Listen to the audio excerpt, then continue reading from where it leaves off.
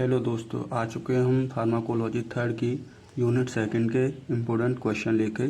सारे question long question होने वाले हैं। जितने भी क्वेश्चन होंगे सभी प्रीवियस क्वेश्चन पेपर से लिए गए हैं।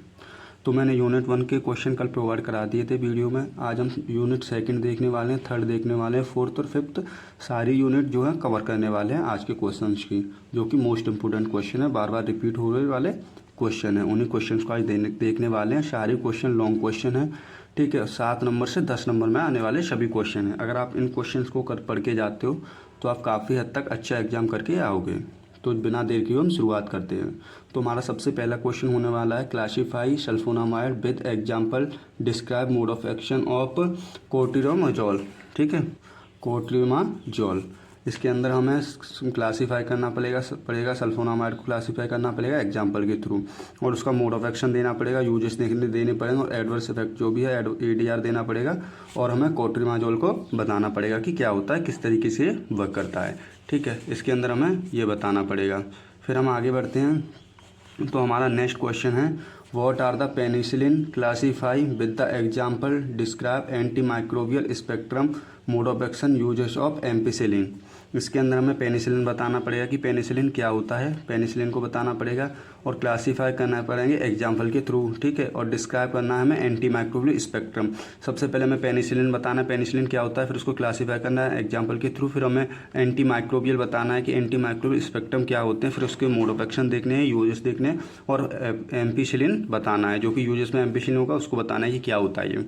फिर आगे बढ़े तो हमारा नेक्स्ट क्वेश्चन आता है, what are cephalosporin, classify them with the example, write their mode of action, ADR and therapeutic usage।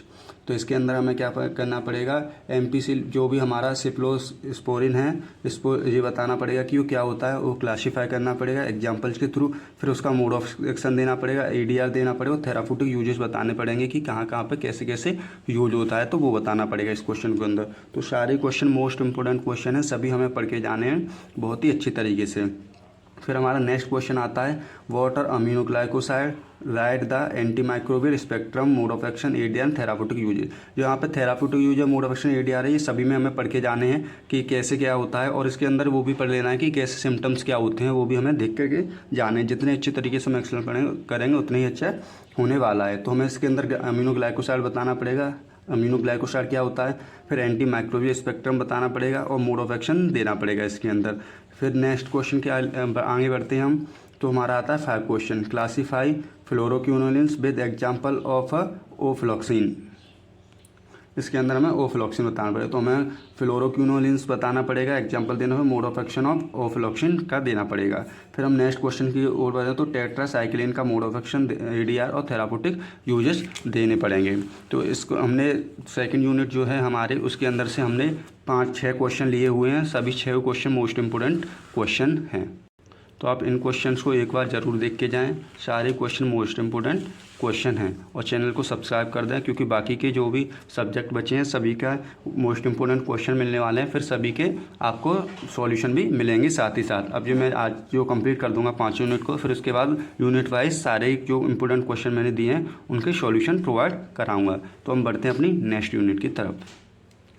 तो हमने यहाँ यूनिट थर्ड में से सिर्फ 4 क्वेश्चन लिए हुए हैं। यूनिट थर्ड में से मैंने 4 क्वेश्चन सेलेक्ट किए हुए हैं, चारों ही क्वेश्चन मोस्ट इंपोर्टेंट क्वेश्चन हैं। तो सभी को देख के जाने हैं, अच्छी तरीके से पढ़ के जाने हैं। तो यूनिट 3 का हमारा सबसे पहला क्वेश्चन है, classify anti tubercular agent, anti tubercular agents, NTTB, write the mode of action of isoniazid, NaH, rifampicin. तो इसके अंदर हमें क्या बताना है, एंटी टर्बिकुलर एजेंट बताने की क्या होते हैं, ठीक है, टीबी बता देना है, टीबी क्या होता है, फिर उसका मोड ऑफ एक्शन देखना है आइसोनियाजाइड का। जो यूजेस में अगर हम ड्रग्स में देखें तो आइसोनियाजाइड दिया जाता है एंटी टर्बिकुलर एजेंट में, तो उसका हमें मोड ऑफ एक्शन देना है, यूजेस देना है, और रिफाम्पिसिन भी यूज होता है तो रिफाम्पिसिन भी देना है। जैसे कि first line second line drug होते हैं, उसमें कौन कौन से ड्रग आते हैं, रिफाम्पिसिन, आइसोनियाजाइड, तो फर्स्ट लाइन ड्रग में आता है, सेकंड लाइन में कौन से आते हैं, उस तरीके से हमें क्लासीफाई कर देना है, और उसको हमें अच्छी तरीके से एक्सप्लेन करना है। फिर हमारा नेक्स्ट क्वेश्चन आता है, सेकंड क्वेश्चन देखें तो classify anti fungal agent with example. इसके अंदर हमें क्लासीफाई करना है जो एंटी फंगल एजेंट होते हैं, एग्जाम्पल के थ्रू क्लासीफाई करने हैं, और उसके मोड ऑफ एक्शन देना है, यूजेस देना, ADR देना है, और ट्रायोजोल देना है। ट्राइजोल एम्फोटेरिसिन बी बताना है कि क्या होता है, किस तरीके से वर्क करता है, क्योंकि जो भी ड्रग्स होंगे उसमें ये आया होगा, तो उसका हमें मोड ऑफ एक्शन देके अच्छी तरीके से इसे एक्सप्लेन करना है। अब हम नेक्स्ट क्वेश्चन को देखें, अपने थर्ड क्वेश्चन को। तो classify antiviral drugs with example, write mode of action, uses ADR of zidovudine zidovudine acyclovir का। इसमें हमें एंटीवायरल बताना है, एंटीवायरल क्या होता है, ठीक है, वायरल बताना है। हम देखो सीधा सा फंडा होता है कि अगर हमें कुछ भी एंटी में पूछा जा रहा है तो हमें एंटी तो बताना है कि एंटीवायरल क्या होता है, बट प्लस हमें वायरल भी बताना होता है। यहाँ पे एंटी फंगल पूछा है तो फंगल भी बताना पड़ेगा। यहाँ पे टर्बिकुलर पूछा गया है तो यहाँ पे हमें टीबी भी बताना पड़ेगा कि टीबी क्या होता है, अच्छी तरीके से थोड़ा एक्सप्लेन करना होता है। तो इस तरीके से हमें क्वेश्चन को करना है। फिर हम नेक्स्ट क्वेश्चन, लास्ट क्वेश्चन की ओर बढ़े अपने की यूनिट थर्ड के। तो हमारा लास्ट क्वेश्चन है, name the causative organism of malaria, classify anti-malarial agent with example, right mode of action, ADR, therapeutic uses of एट्रोपोफिसिन, आर्टीमिसिनिन, ठीक है। इसके अंदर और हमारा एक क्वेश्चन बनता है फार्माकोलॉजी ऑफ क्लोरोक्विनिन। अगर ये यहाँ से हट जाता है तो ये आ जाएगा क्लोरोक्विनिन। तो दोनों ही क्वेश्चन को देखने जाता है। इनके अंदर हमें एंटी मलेरियल एजेंट्स बताने हैं, मलेरिया बताना है, ठीक है, क्या होता है, और एडीआर यूजेस ऑफ थेरापेटिक, वही सब इसके अंदर हमें लिखना होता है। फिर हम बढ़ते हैं अपनी चौथी यूनिट की तरफ, फोर्थ यूनिट की तरफ बढ़ते हैं। तो फोर्थ यूनिट में से हमने 4 ही क्वेश्चन लिए हैं, 4 क्वेश्चन लिए हैं, जो कि 4 क्वेश्चन भी इंपॉर्टेंट होने वाले हैं। इन्हीं क्वेश्चन के अंदर आपकी सारी यूनिट कवर हो जाएगी, और जो 2 मार्क्स के क्वेश्चन आते हैं वो भी काफ़ी हद तक आपके कवर हो जाएंगे इन्हीं क्वेश्चन के अंदर। बाकी मैं शॉर्ट क्वेश्चन की वीडियो बना दूंगा। फिर हम बढ़ते हैं, देखते हैं पहला क्वेश्चन क्या है। Discuss the drug used in treatment of urinary tract infection, UTI and sexual transmitted disease, STD, mode of action, therapeutic use of ciprofloxacin. तो इसके अंदर हमें क्या बताना है, treatment of urinary tract infection बताना है, यूटीआई बताना है, यूटीआई क्या होता है, उसके ड्रग बताने हैं, सेक्सुअल। फिर हमारा नेक्स्ट क्वेश्चन, इसी में 2 क्वेश्चन आएंगे, तो दूसरा क्वेश्चन बन जाता है सेक्सुअल ट्रांसमिटेड डिसीज, एसटीडी आएगा, मोड ऑफ एक्शन देने पड़ेगा उसका, थेरापेटिक यूजेस देने पड़ेंगे, और सिफ्राफ्लोक्सिन का बताना पड़ेगा यूजेस किस तरीके से होता है। फिर हमारा नेक्स्ट क्वेश्चन देखें, तो नेक्स्ट क्वेश्चन हो जाता है हमारा क्लासीफाई एंटी कैंसर।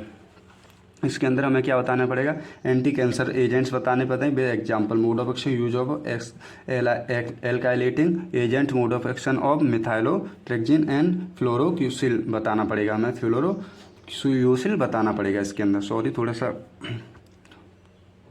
फ्लोरोसिल बताना पड़ेगा। तो हमें एंटी कैंसर एजेंट्स बताने पड़ेंगे, एंटी कैंसर एजेंट कौन से होते हैं, उसके किस तरीके से ट्रीट होता है, उस तरीके से करना है, मोड ऑफ एक्शन देना है, और जो इसके अंदर अच्छी तरीके से हमें बता देना है। फिर हम नेक्स्ट क्वेश्चन की ओर बढ़ें, तो हमारा नेक्स्ट क्वेश्चन है classify types of anti metabolites with example. इसके अंदर हमें एंटी मेटाबोलाइट्स बताने पड़ेंगे, उसको क्लासीफाई करना पड़ेगा और उसके टाइप्स बताने पड़ेंगे। फिर हमारा नेक्स्ट क्वेश्चन की ओर पढ़े, तो what amino stimulants and amino suppressant give example, right their application. इसके अंदर हमें अमीनो स्टूमुलेंट्स बताने पड़ेंगे और अमीनो सप्रेसेंट बताने पड़ेंगे एग्जाम्पल देके, और उनके एप्लीकेशन भी हमें लिखने पड़ेंगे। तो हमारे 4th यूनिट में से इतना ही था। तो यहाँ तक हमने अपनी first, second and third and 4th unit complete कर लिए। अब हम बढ़ते हैं अपनी नेक्स्ट यूनिट की ओर, 5th यूनिट की ओर। तो यहाँ पे हमारी 5th यूनिट देखी जाए तो 5th यूनिट से हमने 4 क्वेश्चन लिए हैं। 4 क्वेश्चन ही इंपॉर्टेंट क्वेश्चन है, इन्हीं के अंदर सारी यूनिट कवर हो जाएगी लगभग, क्योंकि हमारी 5th यूनिट है थोड़ी सी बड़ी है, बट इन्हीं क्वेश्चन के अंदर काफ़ी हद तक अच्छे से परफॉर्म हो जाएगा अपना। तो हमारा सबसे पहला क्वेश्चन है, एक्सप्लेन द टर्म एक्यूट, सब एक्यूट एंड क्रॉनिक टॉक्सिसिटी। बहुत ही नॉर्मल सा क्वेश्चन है, बहुत अच्छी तरीके से कर देंगे कि एक्यूट क्या होता है, सब एक्यूट क्या होता है, क्रॉनिक टॉक्सिसिटी क्या होता है। बहुत ही अच्छा क्वेश्चन है, आसानी से हो जाएगा। अगर ये 10 मार्क्स में नहीं तो 7 मार्क्स में तो आ ही जाएगा। बाकी मैं आपको जो भी प्रीवियस क्वेश्चन पेपर है उसकी वीडियो बनाऊंगा, जब आपको सारे क्वेश्चन दिखा दूंगा जो कि रिपीट हुए हैं या नहीं हुए हैं।